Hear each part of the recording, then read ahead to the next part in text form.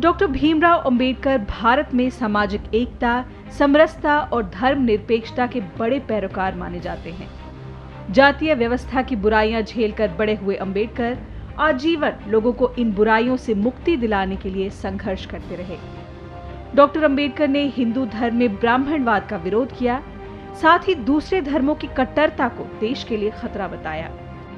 वो देश में दलित और दूसरे अल्पसंख्यक समूहों की परेशानियों में समानताएं देखते थे और अक्सर साझा संघर्ष की बात भी कहते थे। जाति को लेकर के, वर्ण व्यवस्था को लेकर के, हिंदू धर्म को लेकर के कई सारा किताबें उन्होंने लिखी हैं। मतलब अगर एक 50 किताबें उन्होंने लिखी हैं चीजों को लेकर के, और लेकिन उनका विचार सिर्फ धर्म को लेकर के, जाति को लेकर के नहीं था।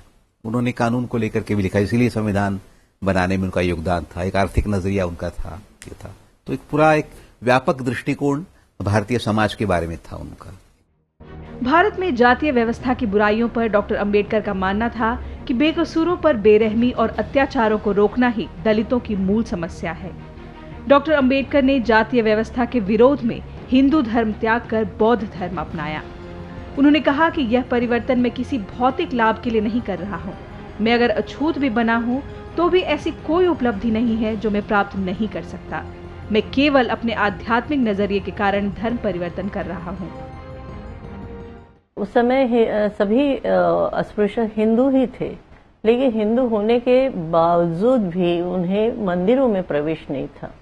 तो मंदिर प्रवेश का अधिकार होना चाहिए, एक नागरिक के तौर पर होना चाहिए। इसके लिए उन्होंने कालाराम मंदिर का, नासिक के कालाराम मंदिर का सत्याग्रह किया। उनको लग रहा था ये कि हिंदू धर्म के अंदर एक ऐसी भावना पनपेगी लोगों के अंदर कि वो लोग खुद सुधार हो जाएगा। लेकिन बाद में वो इस बात को लेकर के थोड़े निराश हुए। उनको लगा कि हिंदू धर्म में जो बर्बरताएं हैं, जो दिक्कतें हैं, इनका जो रूढ़िवाद बना है, तो उन्होंने येवला सम्मेलन में ऐलान कर दिया था कि मैं हिंदू पैदा भले हुआ था, लेकिन हिंदू मरूंगा नहीं। सामाजिक बराबरी की पैरवी करते हुए बाबा साहब ने कहा कि मूल रूप से पशु और मनुष्य में यही विशेष अंतर है कि पशु अपने विकास की बात नहीं सोच सकता, मनुष्य सोच सकता है और अपना विकास कर सकता है। अंबेडकर सामाजिक बराबरी के साथ साथ राष्ट्रीयता, धर्मनिरपेक्षता और सामाजिक न्याय के सिद्धांतों की पैरवी करते रहे। लेकिन इसके साथ ही उन्होंने अंध राष्ट्रवाद, बहुसंख्यकवाद और धार्मिक राष्ट्र के खतरों से आगाह भी किया। अंबेडकर ने कहा कि धर्म नहीं बल्कि मानवीयता और बराबरी राष्ट्र की बुनियाद है। तो एक बड़ी बात जो उन्होंने, जो झकझोरने वाली बात जो कही थी समाज को, जाति को लेकर के, क्योंकि बिना धर्म को चुनौती दिए, बिना पितृसत्ता को चुनौती दिए हुए दलितों की मुक्ति नहीं हो सकती है। और रीजन, रैशनैलिटी का रास्ता अपनाए दलितों की मुक्ति नहीं हो सकती है। ये बात उन्होंने एक प्रखर रूप में कही और अंत तक कहते रहे। वो मानव के अस्तित्व पर भी बाबा साहब ने खुलकर अपने विचार रखे। उनका मानना था कि पैसा और यश कमाना ही मनुष्य के अस्तित्व का अंतिम उद्देश्य नहीं होना चाहिए।